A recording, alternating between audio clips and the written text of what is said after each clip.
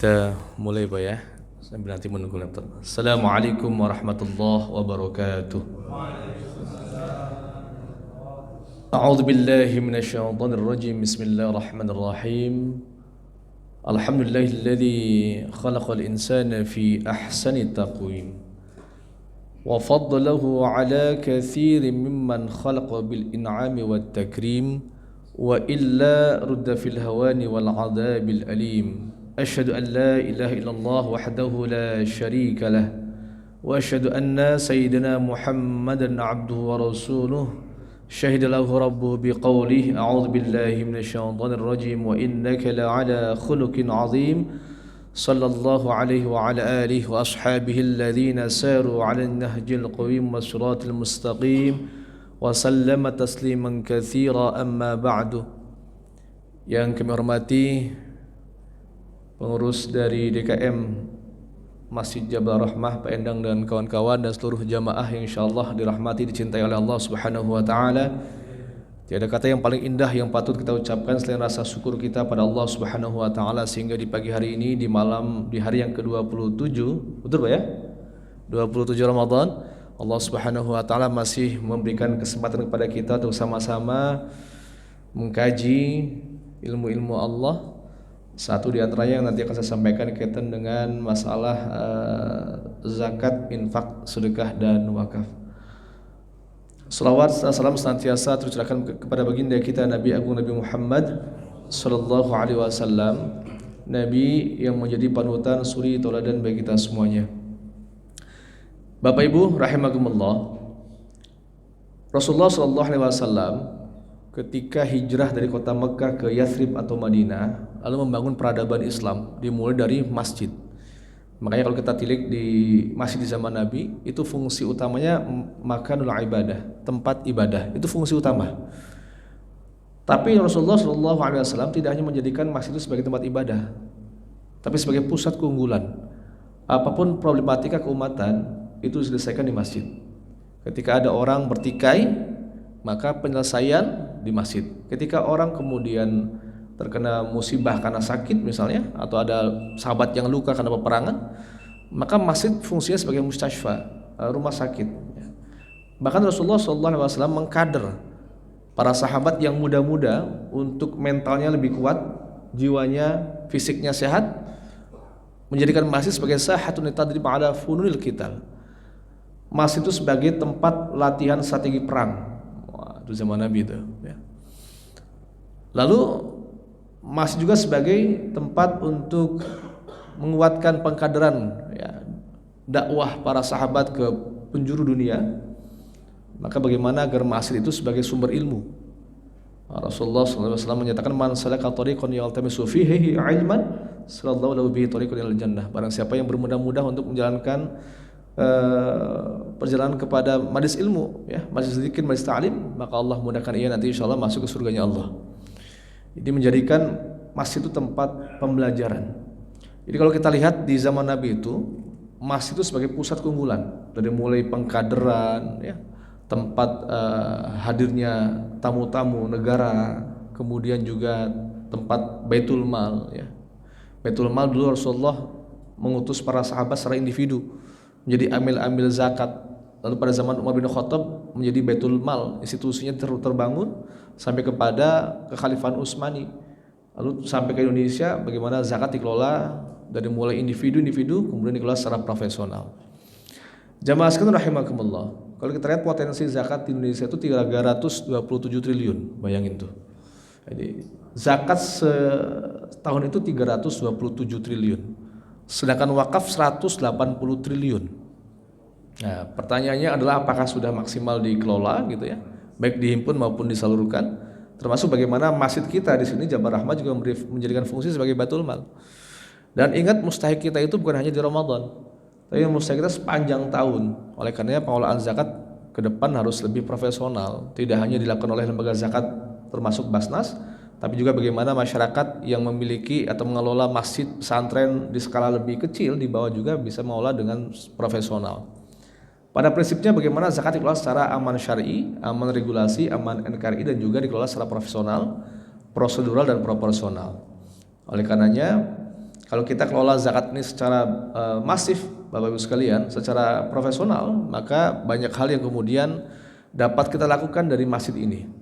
Karena kalau kita hanya sebatas mengandalkan infak Jumat, maka yang bisa dilakukan hanya operasional saja. Nah, karena fungsi masjid kan ada 3, ada idarah, ada imarah, ada riayah. Nah, idarah kaitan dengan administrasi, imarah pemakmurannya, riayah kaitan dengan pemeliharaannya. Nah, sekarang bagaimana masjid tidak hanya sebatas memelihara fisik, tapi juga pemakmurannya. Pemakmurannya tidak hanya di dalam, tapi juga di luar. Sehingga kemudian masyarakat yang ada di sekitar masjid itu merasakan ada kehadiran masjid sebagai pusat keunggulan.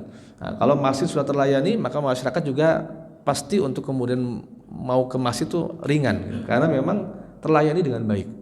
Nah, oleh karenanya perlu kita balikkan mindset kita, bagaimana kemudian tidak hanya mengandalkan apa nih yang akan diberikan jamaah kepada masjid, tapi apa yang diberikan masjid kepada jamaah. Jadi ketika jamaah sedang sakit, jamaah sedang punya musibah, ya ada anaknya yang bisa tebus ijazah misalnya dan sebagainya, maka solusinya adalah bagaimana kemudian masjid ini menjadi problem solver di masyarakat. Salah satu instrumennya adalah dengan cara pengelolaan zakat, infak, sedekah dan wakaf.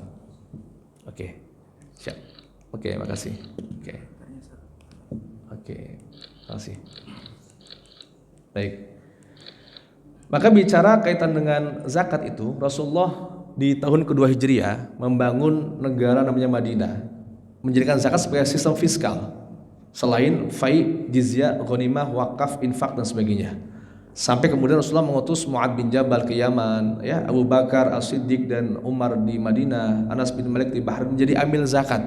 Selain jadi duta juga jadi amil zakat. Lalu Khalifah Umar bin Khattab membentuk institusi Baitul Mal, ya, yang kemudian berkembang sampai zaman Turki Utsmani. Kalau kita bicara tentang zakat, maka kaitannya dengan harta. Dalam Al-Qur'an bicara harta itu bisa diambil dengan beberapa kosakata. Yang pertama adalah fadlun, berarti keutamaan atau keunggulan atau kelebihan, sehingga orang yang punya harta itu punya kelebihan. Nah, kita diingatkan dalam Al-Quran, wal yakhshal ladzina law taraku min khalfihim dzurriyyatan dha'afan khafu. Takutlah kalau kita punya generasi yang lemah. Makanya di Islam ada namanya waris, ada namanya hibah, ada namanya wasiat. Jangan sampai kemudian kita meninggalkan keturunan yang juga secara ekonomi juga lemah.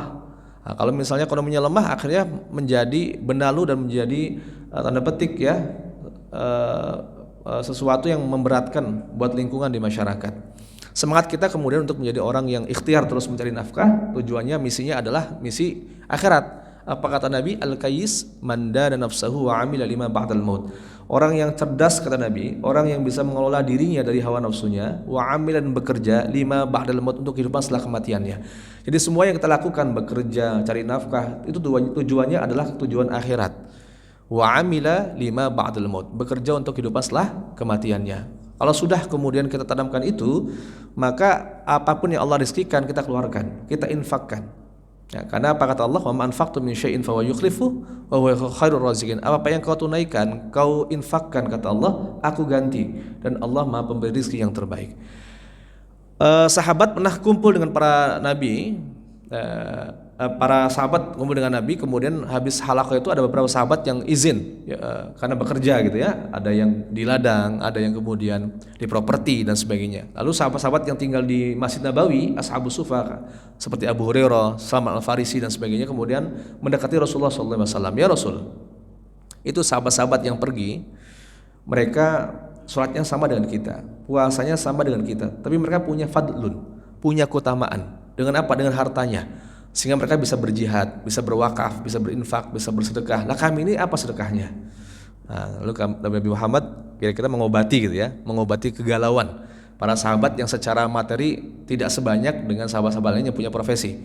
Akhirnya kemudian Nabi mengatakan, likulli tasbih, setiap ucapan tasbihmu adalah sedekah. Likulli tahmid, setiap ucapan tahmidmu sedekah. Likulli takbir, setiap ucapan takbirmu sedekah. Bahkan kalau kamu misalnya di jalan menyingkirkan sesuatu, duri, paku atau apapun, sampai kemudian tidak melukai orang lain, itu juga bagian dari sedekah. Jadi sedekah maknanya lebih luas, tidak hanya sebatas materi. Yang kedua, malun, ma la yamilu mailan, cenderung. Siapapun di antara kita cenderung untuk memiliki harta. Yang ketiga adalah rizkun, pemberian. Sehingga makna rizki itu bukan hanya uang sebetulnya. Apapun yang Allah berikan kepada kita namanya rizki. Allahumma rzuqna ilman nafi'a, berarti yang diberikan adalah ilmu yang manfaat. Nah, ketika kita punya harta, hartanya diapain? Disimpan. Tapi jangan banyak-banyak, ya. Hartanya dibelanjakan untuk apa? Konsumsi, proteksi, investasi. Proteksi dunia akhirat, investasi dunia akhirat. Ini masjid bisa jadi ada beberapa orang yang mewakafkan masjid, ya, entah itu karpetnya, entah itu bangunan atas dan sebagainya, tapi orangnya udah wafat. Nah, orangnya udah wafat, ini menjadi jariah bagi orang yang sudah meninggal dunia. Ini namanya investasi akhirat. Diingatkan dalam surah Al-Humazah, wailul likulli humazatil lumazah alladzi jama'a malau wa 'addadah. Celakalah bagi para penggerutu lagi pencela. Siapa dia? Orang yang menimbun hartanya, menghitung-hitung hartanya seolah hartanya akan mengekalkan dirinya. Ini kayak Qarun. Qarun itu tadinya orang miskin, kemudian jadi orang kaya, ya, hartanya ditumpuk-tumpuk sampai dia mati ketindihan hartanya. Nah, bagi orang yang beriman, harta itu jadi wasilah kebaikan. Tapi bagi orang yang tidak beriman, harta itu menjerumuskan. Hati-hati. Oleh karenanya, kita perlu tanamkan dalam diri kita, termasuk anak kita, bahwa ketika kita mencari harta, tujuannya bukan memperkaya diri, tapi untuk mengharap ridho ilahi dengan cara apa? Dengan cara investasi akhirat, dunia akhirat kita. Ketika kita menafkahi keluarga kita, istri kita, itu sedekah. Kita menafkahi anak kita, laka sedekatun, kata Rasul. Ketika kita memberi makan khodim atau khodimat kita, itu juga sedekah. Jadi semangatnya adalah semangat kita untuk kemudian berbagi. Ketika Allah memudahkan urusan orang lain, kita kan dimudahkan urusan oleh Allah Subhanahu wa taala. Nah, perlukah menyimpan? Perlu, sekedarnya untuk keperluan yang mendesak. Kelebihannya dibelanjakan. Walladzina idza anfaqu lam yusrifu wa lam yaqturu wa kana baina dzalika qawama. Prinsipnya belanja itu atau infak itu jangan boros, jangan pelit, ya. Ini prinsipnya. Nah, ini kita tahu ekonomi makro. Bagi orang-orang yang dulu belajar ekonomi makro, penting orang itu untuk belanja. Karena kalau belanja, maka akan produksi itu akan semakin banyak. Kalau produksi semakin banyak, maka akan menjadikan, ya, kebutuhan tenaga kerja juga terserap lebih banyak lagi. Ketika kebutuhan tenaga kerja terserap lebih banyak lagi, maka juga akan mempengaruhi pendapatan negara. Ekonomi juga semakin luas dan sebagainya. Bapak Ibu sekalian, ini ada satu fakta yang menarik. Ketika COVID kemarin, Indonesia ekonominya stabil. Keren nggak tuh? Ya, bukan apa-apa, karena masyarakatnya, karena negara-negaranya. Jadi ketika gubernur bank dunia, bank Indonesia, bank dunia berkumpul melaporkan terkait kondisi ekonomi pasca pandemi atau saat pandemi, ternyata Indonesia punya satu instrumen selain kebijakan moneter dan kebijakan fiskal. Kalau yang lain kan ini kebijakan fiskalnya begini, pajaknya, moneternya begini, perbankannya. Tapi Indonesia kemudian mengajukan satu instrumen, satu kebijakan yang bisa jadi di negara lain belum berlaku. Apa itu? ISF, Islamic Social Finance. Jadi ketika kemarin pas waktu pandemi, kalau kita mengandalkan APBN, ya, mungkin bisa jadi hancur tuh negara kita. Tapi di tataran bawah masyarakat itu sudah terbiasa namanya zakat, infak, sedekah dan wakaf. Sehingga walaupun kita tidak mengandalkan dana-dana pemerintah misalnya, masyarakat sudah terbiasa tuh bantu sesamanya. Masjid punya peran, ya, pesantren punya peran, sehingga orang-orang yang terkena musibah baik dampak ekonomi maupun dampak karena sakitnya itu kemudian terkelola oleh masyarakat itu sendiri. Nah, ini hebatnya zakat, infak, sedekah dan wakaf. Apalagi negara Indonesia itu termasuk bangsanya itu, warganya itu termasuk orang yang sering berbagi, ditambah keyakinan beragamanya, masya Allah. Ya, jadi kalau kita nggak punya keyakinan beragama bisa jadi kemudian motivasinya nggak besar gitu ya. Nah, oleh karenanya masyarakat berpenghasilan tinggi ini rumusnya, karena hidupnya berkecukupan, maka berapapun tambahan penghasilan cenderung disimpan. Sementara orang yang berpenghasilan rendah, berapapun, ya, pendapatan mereka cenderung dibelanjakan. Maka perlu ada pembelanjaan tidak hanya orang kaya tapi juga orang miskin. Caranya gimana? Menggeser kekayaan dari orang kaya kepada orang-orang yang miskin. Dari orang kaya kepada orang yang nggak berpunya. Itulah namanya instrumen zakat. Jadi zakat itu menggeser kekayaan yang sebetulnya bukan haknya dia, haknya orang lain. Sehingga orang-orang lain, orang-orang miskin yang tadinya nggak bisa belanja jadi belanja. Karena apa? Karena digeser uangnya oleh amil-amil, oleh pengelola zakat agar kemudian meneteskan kebaikan dari orang-orang yang kelebihan hartanya kepada orang yang berpenghasilan rendah. Oke. Dalam Al-Hasyr ayat 7, Allah Subhanahu wa taala berkalam, "Kaila yakuna dulatan bainal aghniya'i minkum." Jangan terjadi harta itu hanya beredar di kalangan orang kaya itu saja. Makanya zakat itu pemerataan kekayaan, distribusi kekayaan. Kalau misalnya nggak ada zakat, maka harta hanya numpuk pada orang kaya itu saja. Dan kita tahu bahwa di Indonesia itu rasa keadilan agak susah. Apalagi pemilik kekayaan di Indonesia nggak lebih dari 20% masyarakat yang ada di Indonesia. Artinya penguasa ekonomi di Indonesia ya hanya segelintir orang. Maka perlu meneteskan kekayaan dari orang-orang kaya kepada orang-orang duafa. Nah, ketika kita membelanjakan harta, spending expenditure kepada di jalan Allah, itu namanya infak. Infak itu semua pembelanjaan, semua pengeluaran namanya infak sebetulnya secara bahasa. Maka ada dalam Al-Quran kata-kata infak itu dibacanya fi sabilillah, agar apa yang kita infakkan itu di jalan Allah. Karena bisa jadi ada yang kita infakkan sesuatu yang haram, sesuatu yang syubhat, sesuatu yang kemudian tidak Allah ridai. Nah, itu yunfikuna amwalahum fi sabilih syaitan, gitu ya. Nah, kalau kita keluarkan infak kita untuk anak keluarga kita, itu apa disebutnya? Nafkah. Tapi ada infak yang kita keluarkan untuk kebutuhan orang banyak, ya, untuk hajat hidup orang banyak, namanya sedekah. Sedekah berasal dari kata shadaqah, membenarkan janji-janji Allah Subhanahu wa taala. Nah, sehingga sedekah itu sebetulnya apa? Wajib, harus kita keluarin. Khudz min amwalihim shadaqatan tutahhiruhum wa tuzakkihim biha wa shalli alaihim. Jadi kita punya harta dikeluarin sebagai pembenaran janji Allah. Punya rezeki keluarin. Bahkan kata Nabi, afdhalus shadaqah jahdul mukil. Orang yang paling utama sedekah orang yang susah payah dilakukan oleh orang miskin, bayangin tuh. Jadi sebetulnya sedekah itu bagian dari tanda iman kita. Sama kayak puasa. Puasa itu kalau kita nggak punya iman, malas kita puasa itu. Karena biasa makan kan, ya. Jadi kata-kata kutiba alaikumusiyam kama kutiba alal ladzina min qablikum ditambah ya ayyuhalladzina amanu, itu kalau kita nggak punya iman, bebannya luar biasa itu puasa. Nggak makan dari pagi sampai sore. Terkadang kalau orang-orang non muslim nggak paham apakah nanti akan mati atau tidak tuh, gitu ya. Nah, saya pernah tinggal di Hong Kong, di Macau misalnya, ketemu orang-orang Cina yang nggak punya agama, nggak punya referensi. Emang kamu nggak mati, nggak makan dari jam sekian ke jam sekian, nah, gitu ya. Jadi kita sampaikan bahwa ini adalah perintah Allah dan sudah ada aturannya. Kita bisa makan malam, gitu ya. Pagi kita tidak makan sampai sore, tapi itulah proses bagaimana kemudian Allah memberikan rasa sehat ke kita. Karena sumu tasihu, puasalah maka kamu jadi sehat, ususnya jadi istirahat. Jadi nggak terus kayak mesin, nanti jadi dol, gitu. Jadi capek, kasihan. Ada istirahatnya, gitu ya. Jadi semua perintah Allah yang Allah turunkan berupa syariat itu ada maqasidnya, ada tujuannya. Maqasidus syariah. Bagaimana Allah mewajibkan kita menikah, tujuannya adalah hifdzun nasl, menjaga keturunan. Jadi kalau ada orang menikah tapi nggak mau punya anak, itu berarti di luar dari syariat. Karena tujuannya kita menikah adalah punya anak, menjaga keturunan. Dan anak itu saling menopang. Jadi doanya orang tua ke anak, anak ke orang tua saling mendukung.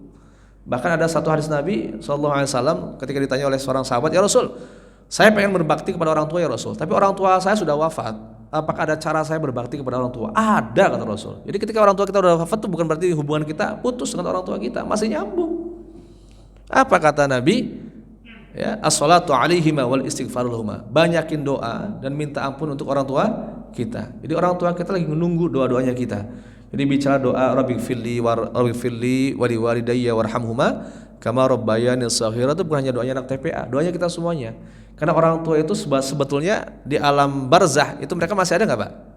Masih ada. Bal ahya'u walakin la tash'urun. Mereka masih ada tapi kita nggak merasakan.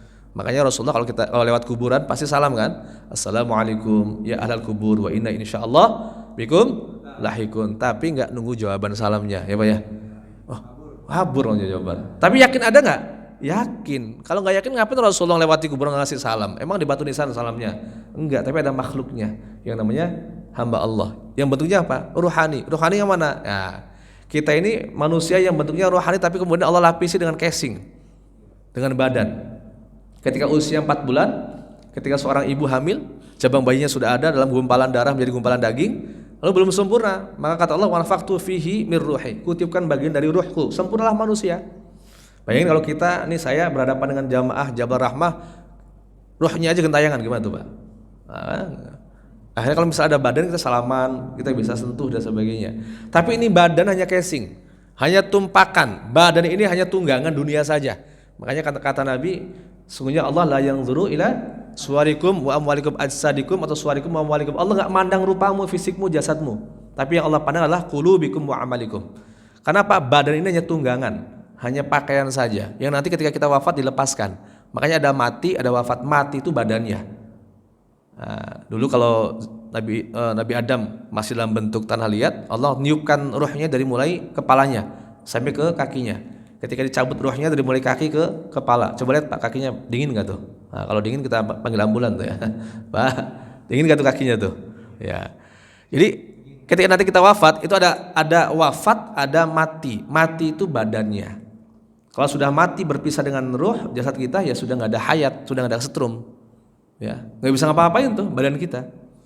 Tapi diri kita yang sebetulnya an-nafs, jiwa itu dicabut oleh Allah, diangkat, namanya tuhfiyah, diangkat. Gitu.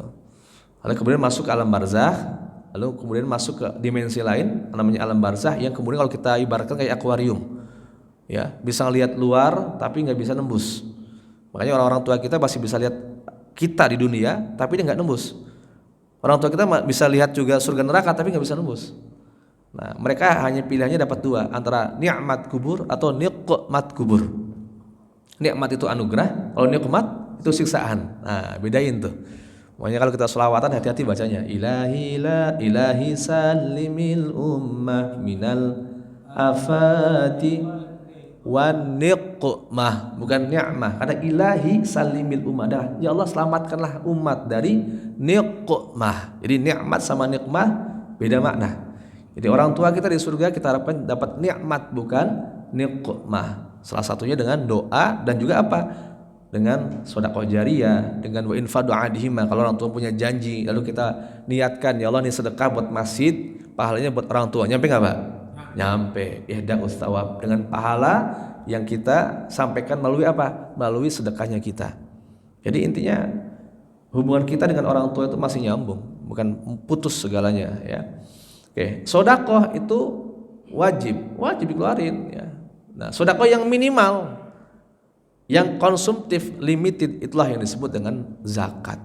Jadi zakat itu bagian dari sedekah yang ketentuannya sudah ada, bahkan dibatasi. Orangnya siapa, hartanya apa saja gitu ya, waktunya kapan, dan untuk orang-orang siapa saja. Kata Imam Syafi'i, ismun lima yukhraju an malin wa badanin ala wajhin mahsusin. Sesuatu yang dikeluarkan dari badan dan juga dari harta kita, maksus yang tertentu, dari harta tertentu, orang-orangnya tertentu, ketentuannya tertentu, kadarnya tertentu, waktunya tertentu, untuk mustahiknya tertentu. Jadi kalau kita mau ngasih tetangga yang kaya boleh nggak? Boleh, tapi bukan zakat, hadiah, hibah ya. Untuk orang tetangga yang non muslim boleh nggak? Boleh, selain zakat. Tapi kalau zakat itu jelas ada ketentuannya, gitu ya. Nah, kalau kita ibaratkan ini seperti wadah gudeg, kalau di Jogja itu wadah makanan. Harta kita tuh yang banyak tuh namanya infak. Nah, kalau kita keluarkan zakatnya itu hanya sewadah sambal aja tuh, nggak segede wadah yang kita miliki. Ya kecil itu Pak. Kalau kita lebihin namanya sedekah, tumpahin. Ada orang datang ke Jabal Rahmah mau zakat. Nah, ketentuannya 2,5 atau 2,7 per orang gitu ya. 5 orang atau 10 atau 6 orang kan, berarti kan sekitar 15 kilo. Dia tambahin jadi 30 kilo, boleh nggak? Boleh, namanya sedekah. Ya. Tapi ada sedekah yang sifatnya investatif atau revolving. Ya, yang kemudian ditahan pokoknya, dialirkan manfaatnya. Itulah yang disebut dengan wakaf. Nah, ini bedanya zakat dengan wakaf nih. Kalau wakaf tuh begini. Ada orang nitipin dana 1 miliar ke Jabal Rahmah ya. Niatnya zakat. Maka 1 miliar itu dihabiskan untuk siapa? Mustahik zakat. Tapi kalau saya nitipin 1 miliar, akadnya wakaf, tolong dikembangin, maka 1 miliar itu bisa ditaruh di saham, dikembangin dalam sektor real misalnya, dalam hal-hal yang kemudian menghasilkan dividen atau surplus. Nah, surplus dividennya itu kemudian dikelola, diberikan kepada mustahik. Pokoknya masih ada. Nah, sepanjang hayat dana itu masih ada. Makanya wakaf ini sebetulnya adalah sedekah yang panjang, yang jariyah. Nah, kalau di kitab-kitab kuning dulu ada dalam mulai Safina, Sulam Munajat, Fathul Ahyar dan sebagainya, itu kita bicara wakaf ya bicara 3M kan, makam, masjid, madrasah, karena sesuatu yang memang tahan lama. Namun kemudian istiadat ulama kekinian bahwa wakaf juga boleh dengan wakaf uang atau wakaf melalui uang. Ini masjid mau dibangun 2 lantai, lalu kemudian disampaikan kepada jamaah di warga Villa Dago ini misalnya, ayo silakan yang mau berwakaf melalui uang. Nilai masjidnya ini misalnya 15 miliar. Kemudian orang berwakaf 1 juta, 5 juta, 10 juta, dikasih sertifikatnya. Ini namanya wakaf melalui uang. Tapi ada wakaf uang. Yang uang itu jadikan sebagai instrumen wakafnya, sebagai benda wakafnya. Maka duitnya itu kemudian dikembangkan ya dalam bidang-bidang tertentu yang kemudian menghasilkan surplus dividennya. Nah, kalau zakat itu buat amilnya 12,5% maksimal. Nah, kalau wakaf itu 10% setelah pengolahan. Jadi 10% buat nadir, kemudian 40% itu buat reinvestasi, 60 itu buat mauquf alaih. Nah, ini ada di Per BWI nomor 1 2020. Peraturan Badan Wakaf Indonesia. Oke. Nah, ternyata kemiskinan kita luar biasa di Indonesia, Pak. Ini zakat berarti ziyadah, kemudian nama, lalu berkah. Jadi tambah tumbuh berkah. Dan di Quran kata zakat itu bukan hanya menunjukkan kaitan dengan ibadah zakat, tapi suatu yang suci. Qad aflaha man zakkaha, atau perbaikan. Faradana ayyubrilahuma rabbuma khairam minhu zakatan, atau pujian fala tuzakku anfusakum. Nah, ini istilah-istilah dalam madhab 4 madhab. Kalau Imam Syafi'i mengatakan ismun lima yukhraju an malin wa badarin ala wajhin mahsusin. Nama untuk sesuatu yang dikeluarkan dari harta dan badan dengan cara tertentu. Kalau Imam Hambali haqqun wajibun fi malin mahsusin li ta'ifatin mahsusatin fi waqtin mahsusin. Hak yang wajib dikeluarkan dari harta. Jadi haknya harta dikeluarin. Jadi kalau kita punya harta, ada jatahnya harta nggak dikeluarin, itu jadi sampah buat yang lain. Makanya doanya para amil panitia zakat apa? Ajarallahu fima a'taita wa barakallahu fima abqaita wa ja'alaka tahuro. Jadi di situ ada nilai-nilai kesucian. Karena apa? Karena haknya itu dikeluarin. Kalau haknya nggak dikeluarin jadi sampah buat harta yang lainnya, gitu ya. Nah, Imam Malik mengatakan ikhraju juz'in makhsusin mimalin. Jadi di situ ada mengeluarkan sebagian tertentu, ya, nisaban yang sudah mencapai nisab li mustahiqihi, kepada mustahik, intamal milk wal haul, ya, sempurna kepemilikannya kecuali ma'din, yaitu barang tambang, wa harthin, dan sawah, ya, karena ini beberapa zakat yang kondisinya tidak harus menunggu haul, tapi ketika dapat dia keluarkan, kayak barang tambang, kayak kemudian bertani, kan setiap panen tuh, ya, wa atu haqqahu yauma hasadi, tunaikan, ya, haknya harta ini ketika panen. Nah, ini Imam Hanafi tamliku juz'i malin makhsusin min malin makhsusin li syahsin makhsusin ainu syari'i wajhillahi ta'ala. Jadi ada kata mahsus. Jadi kalau zakat itu mahsus, enggak kayak infak biasa, enggak kayak sedekah biasa, gitu ya. Nah, ternyata kalau kita lihat perintah zakat itu kayak perintah puasa. Kalau di Quran kan kutiba alaikumusiyam kama kutiba aladzina min qablikum. Nah, ternyata juga di zaman dulu juga, zaman-zaman Nabi terdahulu ada perintah zakat. Contohnya kepada Nabi Isa misalnya, wa usoni bis salati waz zakati ma dumtu hayya. Wa usoni, kata Nabi Isa, Allah memerintahkan aku bis salati, dengan salat, waz zakati, dan zakat, ma dumtu hayya, selama aku hidup. Nah, jadi ternyata perintah zakat itu kayak perintah juga ke nabi-nabi terdahulu, ya. Oleh karenanya bicara zakat itu bicara syariat yang panjang, sama kayak haji, sama kayak puasa. Nah, di Quran itu ada 27 ayat menggandengkan antara sholat dengan zakat. Pasti ada kaitannya, ya. Orang yang sholat hanya memikirkan kesolehan individu, tapi dia nggak pernah berzakat, ini juga nggak sempurna. Maka aqimus sholah wa atuz zakah warka'u ma'ar raki'in. 27 ayat yang menggandengkan bagaimana kita menjadi orang yang solih, tapi solehnya tidak hanya individu, tapi soleh secara sosial. Sama kayak perintah berkurban, fasalli li rabbika wanhar, sholatlah dan berkurbanlah. Jadi nggak bisa dipisahkan, ya. Penting untuk kita sholat dan berzakat, gitu ya. Baik, Bapak Ibu sekalian, saya persingkat. Lalu kemudian kriteria harta yang dizakati. Jadi zakat itu ada kriterianya dari harta itu. Pertama adalah al-milkut tam, dimiliki secara sempurna. Jadi kalau kita punya harta tapi hartanya titipan, ya nggak dihitung. Kalau kita ada harta tapi harta wakaf, ya nggak dihitung. Yang memang milik kita. Yang kedua produktif. Kalau kita punya rumah, punya mobil, dipakai sendiri, wajib zakat nggak, Pak? Nggak.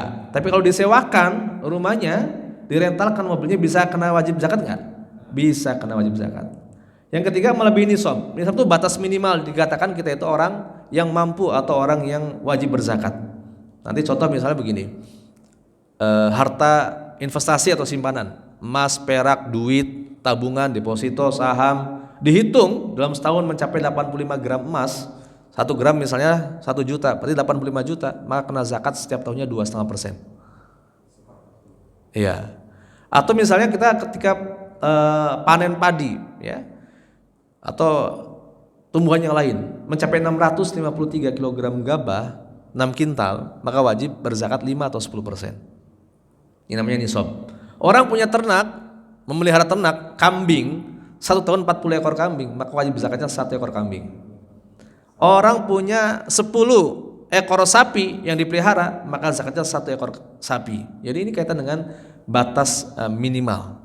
Yang berikutnya melewati haul untuk zakat-zakat tertentu. Yang berikutnya adalah melebihi hajat, terutama hajat pokok. Jadi kalau kita berzakat kita nggak kelaparan, kira-kira begitu aja. Karena kadang di antara kita ini ngitung hajat kadang-kadang juga beda-beda. Ya, ada yang hajat, ada yang bukan hajat tapi sebenarnya keinginan, bukan keperluan. Ya. Lalu selamat dari hutang-hutang yang jatuh tempo, bukan hutang yang cicilan mobil keempat, rumah kelima gitu, enggak ya. Itu akhirnya orang nggak berzakat-zakat. Ya. Nah, ini kita kasih contoh.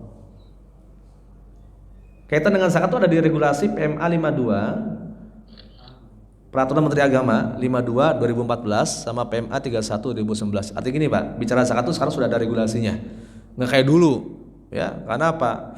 Kalau sudah ada regulasinya berarti paling tidak mengakomodir, ya, hukum-hukum normatif menjadi hukum positif. Ada taklinisasi.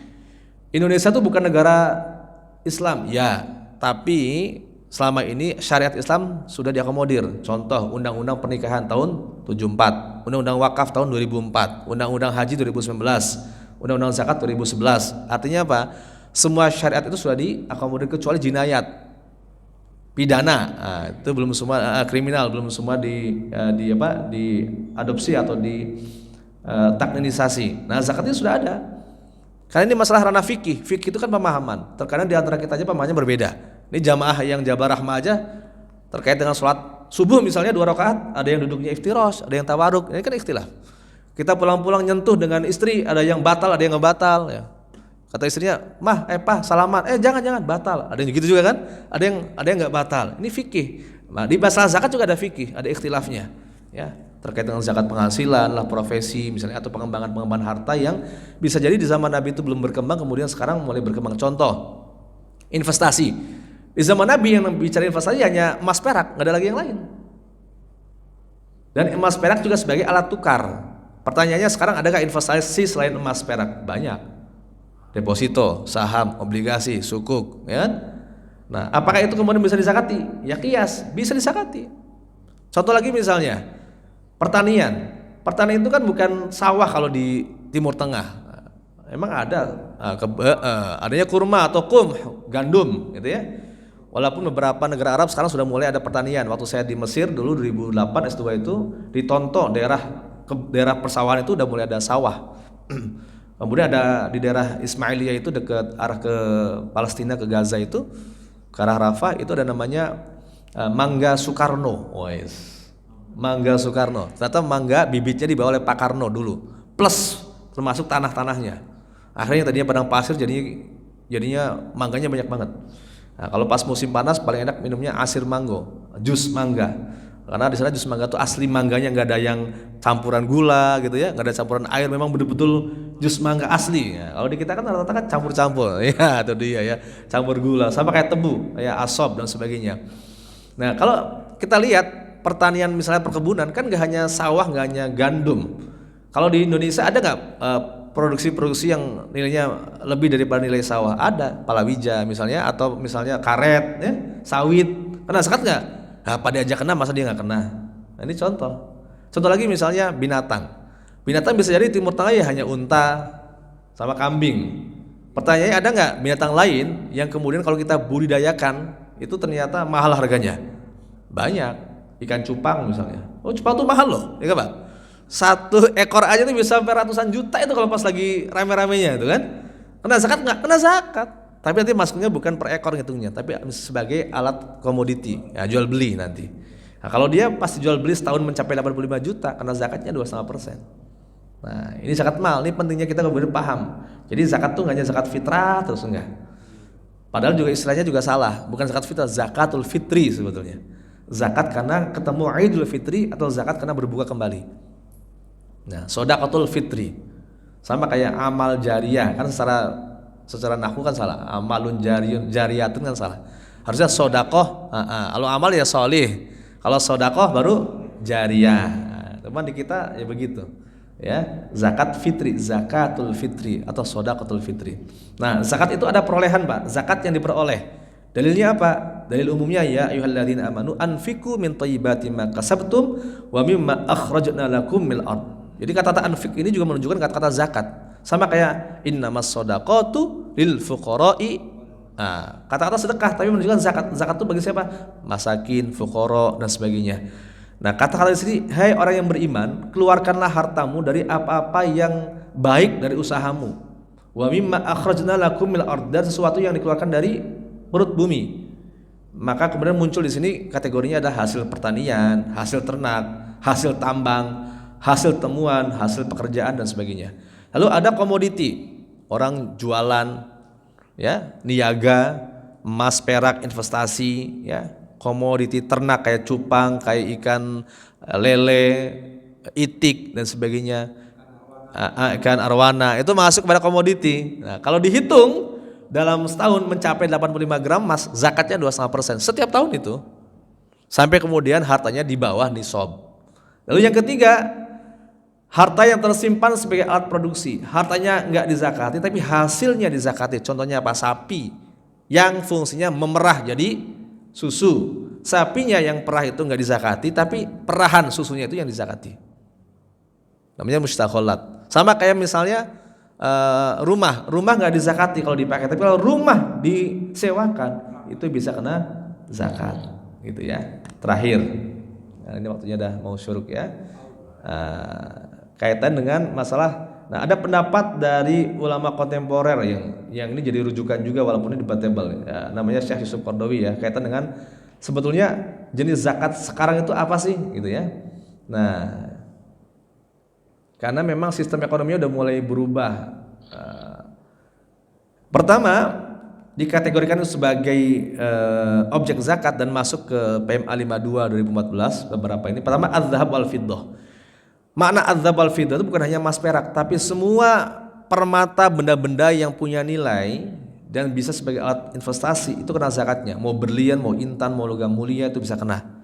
Yang kedua, ats-tsarwah al-hayawaniyah, kekayaan yang berupa hewan yang bukan hanya terbatas pada yang berkaki 4, unta, sapi, kerbau, kambing. Kalau itu sudah ada hitungannya kan?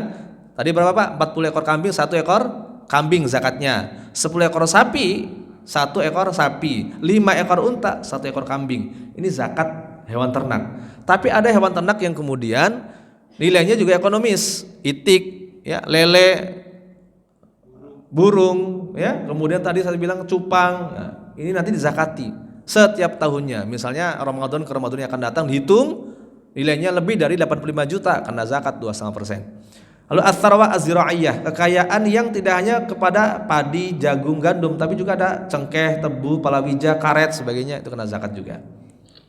Lalu ada ats-tsarwah at-tijariyah, seluruh barang-barang yang sah dan dapat diperdagangkan. Yang berikutnya an-nuqud. Jadi kalau kita punya mata uang, Pak, duit cash di bawah kasur, nilainya di atas 85 juta, kena zakat tuh 2,5% setiap tahunnya. Mau di bawah kasur, mau di tabungan, mau di deposito itu kena. Ya, mau real, mau ringgit, mau dolar itu kena zakatnya. Lalu ada al-muntajat al-hayawaniyah wa zira'iyah, barang yang diproduksi dari hewan dan tumbuhan, misalnya madu, lebah, gula, permen dan sebagainya. Lalu ats-tsarwah al-ma'daniyah wal bahriyah, sesuatu yang dari tambang, minyak, mineral, wal bahriyah dan laut. Lalu al-mustakholat, kekayaan yang berupa hasil industri. Lalu ada kasbul mal wal minha wal khurrah, honor, upah, gaji, komisi dan sebagainya. Lalu al-asham wasanadat, saham, promes dan sebagainya. Ini bentuk-bentuk objek zakat model sekarang yang kemudian dikiaskan dengan objek zakat di masa lalu yang wajib dikeluarkan zakatnya setiap tahun atau setiap dikeluarkan setiap panen misalnya dengan ketentuan yang sudah ditentukan. Dari saya sekian, kalau ada yang tanya, fadhol. Silakan Pak, fadhol. Kalau ada rumah warisan orang tua, Betul. tapi ditempatin sama kakak misalnya, itu kena zakat nggak? Oke. Baik. Oke. Baik Bapak Ibu sekalian, ketika orang masih hidup, maka dia hartanya akan diperlakukan yang pertama adalah bisa untuk zakat, infak, sedekah. Yang kedua adalah untuk hibah. Jadi kalau misalnya ada orang tua masih hidup, ngumpulin anaknya, nak sini kumpul semuanya, babe mau bagi waris, nggak boleh. Orangnya masih hidup kok, tapi hibah boleh. Dan pun proporsinya harus sama, ya. Hibah ini. Ya. Kalau mau meninggal dunia bisa wasiat, tapi nanti barangnya dikeluarkannya itu setelah dia wafat, meninggal. Dan wasiat itu hanya untuk orang yang bukan ahli waris. La wasiyata lil waris. Jadi kalau hibah itu buat semua orang termasuk anaknya, tapi kalau waris itu kecuali ahli warisnya. Jadi saya nggak boleh misalnya kalau saya mati semua harta saya dikasihkan ke anak yang paling baik, nggak boleh. Kalau saya mati, ini rumah saya kasihkan ke anak paling terakhir karena yang ngurus, yang gede-gede nggak usah dikasih, nggak boleh. Nah kalau sudah meninggal baru bisa namanya diwariskan atau wasiat dikeluarkan. Nah ketika ada seseorang punya harta warisan rumah Pak, maka perlu penegasan ini hartanya siapa dulu. Oleh karenanya dalam Islam sebetulnya ilmu yang cepat hilang kan ilmu waris, ya Pak ya. Di Indonesia itu ada 3 hukum waris, hukum perdata, hukum waris adat, yang ketiga hukum waris Islam. Kalau kita merujuk ke 74 orang yang beragama Islam maka hukum warisnya hukum Islam. Nah sebaiknya kita hitung dulu, walaupun nanti kemudian aduh nggak enak nih. Kalau kita ngitung waris nanti anak yang paling kecil nih, adik saya ini nggak dapat banyak, belum nikah lagi, belum kerja lagi. Hitung aja dulu dapatnya berapa, udah dapat, kalau mau sedekah ke adik nggak ada masalah.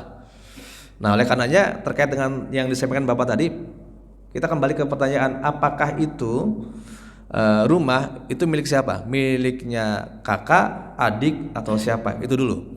Nah kalau misalnya itu ternyata miliknya kakak, miliknya kita misalnya, lalu dipinjamkan ke kakak, selama itu nggak ada sewa menyewa, ya nggak dizakati. Tapi kalau misalnya disewakan, ya ada hasilnya, itu bisa kemungkinan dizakati. Oleh karenanya kepemilikan harta itu harus clear Pak. Bapak pulang ke rumah, nanti ke rumah nih harus clear. Itu mobil yang di rumah mobil siapa? Istri apa bapak? Harus clear itu. Motor siapa? Bapak atau istri? Karena dalam Islam nggak ada harta gonogini sebetulnya. Harta suami, harta istri, ya istri. Hanya saling melengkapi dan saling menggunakan selama masih ada hubungan. Tapi ketika salah satunya wafat kan hartanya itu hanya harta masing-masing. Nggak mungkin kita pas saya meninggal lalu ada harta yang dihitung hartanya istri, nggak boleh. Harus hartanya suami. Termasuk rumah. Kalau rumahnya kemudian bareng-bareng patungan, ya dihitung proporsinya. Rumah harganya berapa, saya berapa dulu, berapa persen, istri berapa persen, begitu. Nanti ketika kita wafat, yang dihitung ya hanya harta pure milik kita saja. Nah terkait dengan tadi, kembalikan Pak, milik siapa? Kalau miliknya bapak tapi dipakai buat kakak, nggak ada akad sewa menyewa, nggak ada masalah. Tapi kalau ada sewanya, bisa jadi akan kemudian menjadi objek zakat. Demikian wallahu a'lam bishawab. Ada yang lain? Oke, silakan. Ya. Cara penghitungan zakat. Iya. Pertama zakat harta ya. Baik. Nah itu kan kalau ulama dulu Ya. kan modal plus keuntungan. Oke. Nah ini kita punya katakanlah kontrakan. Katakanlah 5 gitu. Oke. Kontrakin. Harga katakanlah 500.000. Oke. Nah itu kan kalau pas jatuh tempo setiap tahun. Iya. Harga rumah itu mahal sudah. Betul. Naik gitu ya. Betul. Katakanlah misalnya yang tadinya dibikin 30 juta sekarang menjadi 400 juta. Oke. 400 juta. Nah itu apa kalkulasinya pada saat itu harga yang itu 400 ditambah itu karena kontraknya beli 400 terus gimana? Oke, baik, terima kasih. Ini rumah Pak. Ini bisa jadi objek zakatnya beda-beda. Bisa jadi objek zakatnya karena dia berniaga, jual beli rumah. Maka kalau jual beli rumah, prosentasenya 2,5% kadarnya. Tapi yang dihitung seluruh asetnya. Jadi kalau rumahnya harganya 400 juta, berarti 2,5% dari 400 juta. Ini kalau rumahnya jadi komoditi jual beli. Kita jual beli rumah gitu kan. Ada kan orang kayak gitu atau jual beli tanah. Maka harga semuanya dihitung lalu dikali 2,5%. Ini masuk kepada zakat perniagaan. Nah, tapi kalau disewakan, sebagian ulama lebih mengarahkan kepada tidak dihitung asetnya. Enggak, tapi nilai pendapatannya. Tapi prosentasenya bukan 2,5 tapi 5%. Karena dia nggak ngitung dari asetnya, dia ngitung dari hasilnya saja. Iya, nggak besar. Makanya dia nggak ngitung asetnya, Pak. Akan dihitung asetnya kalau dia jadi harta yang dijual belikan. Sedangkan tadi hanya disewakan saja kan. Nah betul. Jadi perlakuan satu objek itu bisa jadi kemudian beberapa macam, beberapa kategori. Contoh kayak misalnya ternak, Pak. Ternak ini masuk kepada ternak yang diperah susunya atau ternak yang memang dijual belikan. Beda loh, Pak. Kalau ternak yang diambil susunya, maka susu sapi yang diperahnya itu dia nggak dihitung. Hanya susunya yang dihitung dikali 5 atau 10%. Ini masuk kepada al-mustagholat namanya. Tapi kalau misalnya sapi itu jadi binatang yang dijual belikan atau diternakan, maka jadinya perhitungannya di utamanya, di asetnya, di pokoknya. Maka tadi kembali kepada rumah itu, rumahnya dijual belikan. Kalau dijual belikan nanti 2,5-nya dari seluruh. Tapi kalau hanya disewakan dari hasilnya saja, tapi persentasenya ada yang mengatakan 2,5, ada yang mengatakan sampai 5, karena dia nggak ngitung aset keseluruhan. Begitu, Pak. Siap. Silakan, Pak. Ini kayaknya banyak harta nih, jadi harus diskusi nih. Amin. Oke. Siap.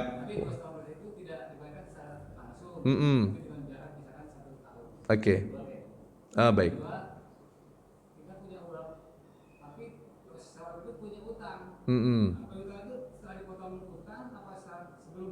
Oke.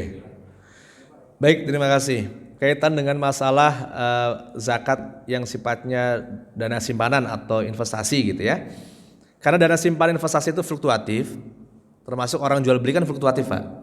Maka memang perhitungannya biasanya di akhir tahun atau di haul. Sehingga nanti dia akan lihat sebetulnya dana kita seberapa besar dalam setahun itu. Kalau sudah ada ketemu angka, maka dipotong 2,5%. Misalnya deposito, tabungan dan sebagainya itu begitu.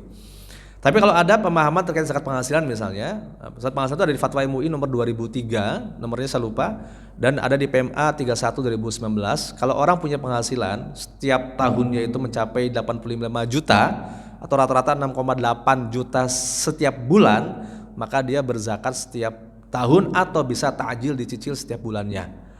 Karena begini, kalau misalnya orang penghasilan kemudian dia menghitungnya dari, nah ini ada dua pendapat, ada bruto, ada neto. Kalau bruto hikmahnya orang semuanya bisa berzakat sehingga kemudian bisa dimanfaatkan lagi hartanya setelah dizakati. Tapi kalau neto memang kebutuhan orang ini kan kadang-kadang ukurnya agak berbeda nih. Ada satu orang yang makan 20.000 cukup, ada orang yang makan satu hari itu bisa jadi 100.000. Saya pernah ditanya oleh seorang dokter, Ustaz, saya gaji 300 juta. Gede nggak tuh, Pak? Per bulan loh itu. Wajib zakat nggak, Pak? Wajib dong, kan gede kan? Kata dia, enggak Ustaz. Loh kenapa, Bu? Karena saya hampir habis, Pak. Tinggal 800 ribuan, tinggal 1 juta. Emang kenapa, Bu? Saya harus ngirimin anak saya yang di Harvard University, yang di ini, yang di ini. Saya bilang kalau semua orang hanya mengandalkan kebutuhan, apalagi keinginan, nggak ada orang yang berzakat. Saya bilang. Makanya udah, Bu, potong aja 2,5%, nggak banyak kok. Setelah itu baru mau dimanfaatkan buat apapun, insya Allah cukup. Nah, maka ya betul. Sama yang kedua, kebutuhannya kebutuhan yang pokok banget. Yang makan kalau kita zakat tuh kita nggak kelaparan gitu.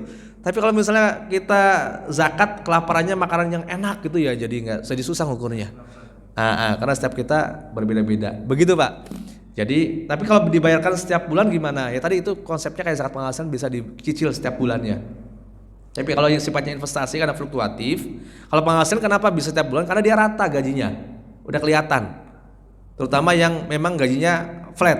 Tapi kalau misalnya kayak tukang ojol ya, online gitu ya, dia kan fluktuatif tuh. Dia ngitungnya bisa setahun, Pak, jadi enak.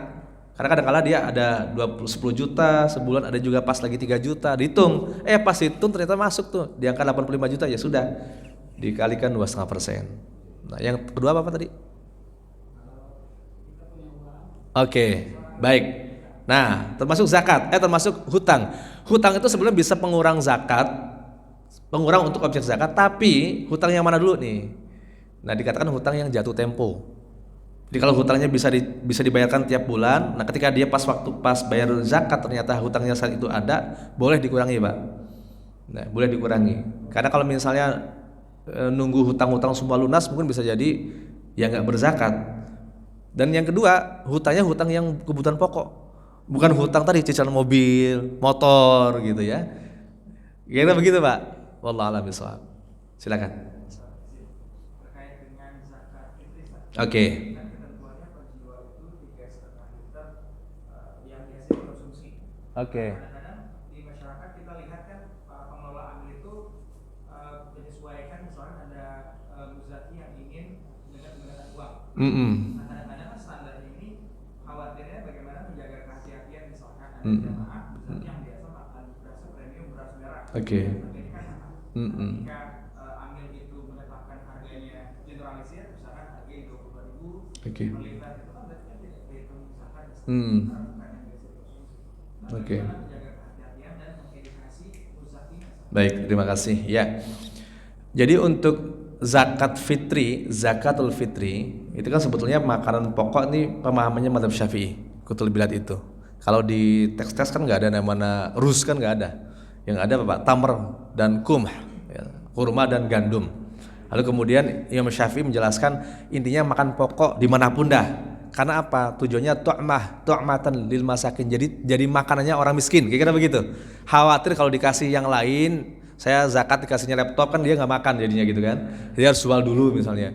Intinya begitu. Pada prinsipnya kemudian Basnas dan beberapa lembaga termasuk MUI membolehkan menggunakan uang misalnya yang senilai atau lebih daripada itu, tapi kemudian ditegaskan bahwa itu zakat fitri yang memang manfaatnya buat kebutuhan pokok dulu.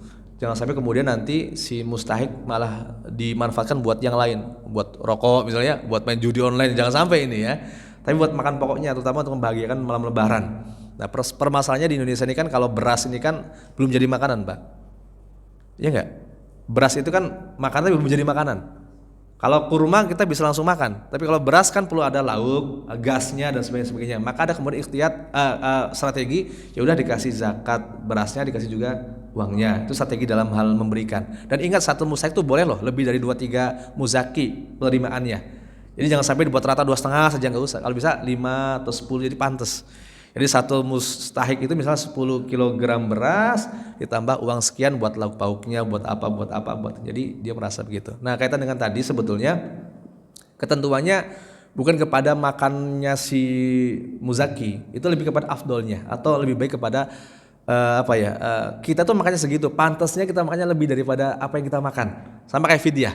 Mengukur fidyah itu mengukur diri sendiri. Tapi kan di kitab-kitab kan nggak pernah ada kata-kata mengukur diri sendiri. Adanya kan ukuran. Ya, gitu ya, atau mud gitu kan. Jadi kalau di mazhab Syafi'i itu orang fidyah nggak bisa puasa, dia hanya 700 gram, nggak nyampe 1 kilo. Kalau di mazhab Hanafi 1,5 kilo misalnya gitu. Sama kayak perhitungan terkait dengan kilogram beras. Kalau di mazhab Syafi'i 2,7, 2,8 atau 2,5 minimal di PMA 52 itu. Tapi kalau di mazhab Syafi'i di mazhab Hanafi 3,8 sekian kilogram satu orang. Maka boleh diuangkan kan prinsipnya. Nah, oleh karenanya lebih kepada edukasi. Tapi bukan jadi syarat sebetulnya. Jadi memang bagusnya muzaki itu makan kalau ngasih ke orang itu sebenarnya kan prinsipnya itu kan umum, Pak. Apa yang kita hadiahkan adalah sesuatu yang kita senangi kan, begitu kan? Umum. Kayak kita ngasih seseorang tuh jangan sampai yang bekas, yang kita nggak suka kan, begitu prinsipnya. Apalagi zakat. Jadi kalau zakat yang kita kasih yang makanannya yang minimalnya kita makan. Kalau baik lebih. Sama kayak fidyah. Jangan sampai fidyah itu hanya ukuran saja sesuai fikih, tapi nggak ahsan, dikasih cuma 700 gram gitu aja doang. Tapi kita mikir, lah kita makan nggak segitu, ditambah ada lauknya, ada ini, ada buahnya dan sebagainya, lebihin dong. Jadi kalau kita misalnya fidyah sehari makan tuh kita misalnya 50.000, ya kasihlah 50.000 ke atas, jangan malah 15.000 gitu ya.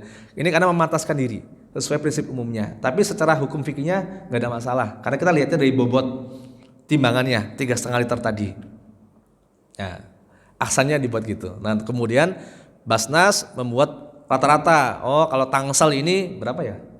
Kemarin tuh 45 apa berapa tuh? 50 ya? 50, Pak. 50. Waktu itu dibuat rata-rata 50.000 gitu ya. Kalau saya Cirebon misalnya itu sana cuma 35.000 misalnya, karena segitu makanannya. Kalau Depok tuh 45 beberapa 50. Jadi dibuat rata-rata. Itu nilai rata-rata. Nah, lebih baik ya lebih dari apa yang kita konsumsi. Begitu. Itu diedukasi terus aja. Tapi bukan menjadi syarat kemudian jadi nggak sah karena lihatnya di bobot. Nah, tapi prinsipnya yang lebih ahsan. Begitu. Terima kasih. Wallahu a'lam bishawab. Silakan Pak. Saya tadi ngelihatnya bahwa ini ada hukum Islam itu kadang ada batasnya sebaiknya Ya, dan sebagainya. betul. Banyak hal segitu. Oke. Tapi fokus ke dalam hal tadi zakat. Oke. Kalau di pemerintah kan kita ada pajak, tapi itu tarifnya jelas. Komoditinya bla bla bla bla. Betul. Apakah di kita sudah dirumuskan ketetapan itu? Oke. Tidak adjustable gitu. Kalau misalkan apa namanya gajinya 5 juta sebulan, wajib data. Sehingga ini sebetulnya bisa Mas apa boleh dibantu, ini nggak ada kodenya. Oh, tapi nggak di sini. Terus saya kirim aja. Baik. bisa produktif gitu. Oke. Artinya apa namanya maksimalisasi pricing fund-nya itu Siap. jelas gitu ya. Baik. Sehingga manfaatnya lebih luas. Oke. Nah ini kadang-kadang di kita nih di Ya. Islam ini gitu ya. Ya. Kita mengkritik kita sendiri. Iya, Pak, sepakat, Pak. Ya kadang-kadang itu terlalu sepantasnya. Ya. Banyak terlalu adjustment. Oke. Jadi tidak ada ketetapan Baik. gitu yang Pasti. Oke, baik. Terima kasih, Pak. Awal Idul Fitri aja sudah ditetapin. Tapi ada aja yang memang beda kan begitu, Pak? Ini contoh nih, ini real loh. Di negara, kalau saya tinggal di Mesir, Pak, di Arab Saudi nggak ada ribut-ribut menentukan awal Idul Fitri, kan cuma satu komando. Nah di kita kan macam-macam. Bahkan kemarin udah Lebaran tuh, Aulia di Gunung Kidul. Karena sudah telepon Allah, Tuhan. Ya. Kapan? Oh hari kian. Ya. Saya mau minta nomornya sebetulnya. Jadi biar jelas kapan kita Lebarannya, kan jauh-jauh hari gitu ya. Idul Fitri loh Pak, yang kalau orang puasa waktu Idul Fitri kan haram sebetulnya. Itu aja berbeda kita sampai sekarang loh. Nggak satu suara. Mesir sama Saudi itu gandengan kayak Indonesia sama Malaysia itu bisa beda awal. Karena tergantung wilayatul hukum, tergantung bulannya masing-masing. Nah, karena kita beda pandangan akhirnya beda juga. Sama kayak ngomongin zakat, apalagi ngomongin uang. Antara ulama 1, 2, 3 ada ikhtilaf. Apalagi dengan pengikutnya, termasuk kita ormas-ormasnya juga. Nah, oleh karenanya proses untuk membuat hukum undang-undang menjadi positif itu butuh waktu di Indonesia. Saking banyak orang pintar, Pak. Saking banyak orang pintar nih saya sampaikan. Beda sama mungkin beberapa negara yang nurut aja tuh orang-orangnya kayak Afrika gitu Pak ya. Orang kita itu banyak orang pintar. Jadi kadanglah musyawarahnya luar biasa. Ya, debatable-nya luar biasa ya. Sama kayak kaitan dengan haji, ada minat jadid, boleh atau tidak, itu juga diskusinya panjang. Lempar jumroh, akobah itu kan afdolnya itu waktunya sebelum zuhur, zaulul syams. Lalu kemarin waktu 2014 saya bimbing haji, ada orang kita itu Pak kena mati yang ribut-ribut Iran Syiah di di Mina, yang ada dia bukan waktunya. Jadi luar biasa.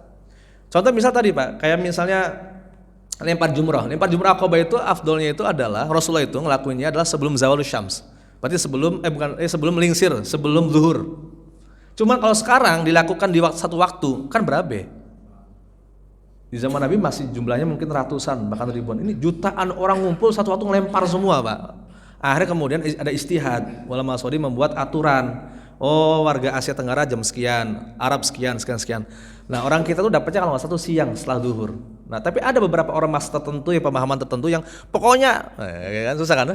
Pokoknya zaman Nabi harus begitu. Akhirnya dia melakukan hal yang di luar waktunya. Bentroklah dengan jamaah lain, terjadilah banyak yang meninggal dunia. 2014 saya masih ingat, waktu kren jatuh itu. Saya waktu itu Bapak bimbing haji. Nah, termasuk zakat. Ada nggak aturannya? Sudah ada, Pak. Pertama Undang-Undang Zakat 2023-2011.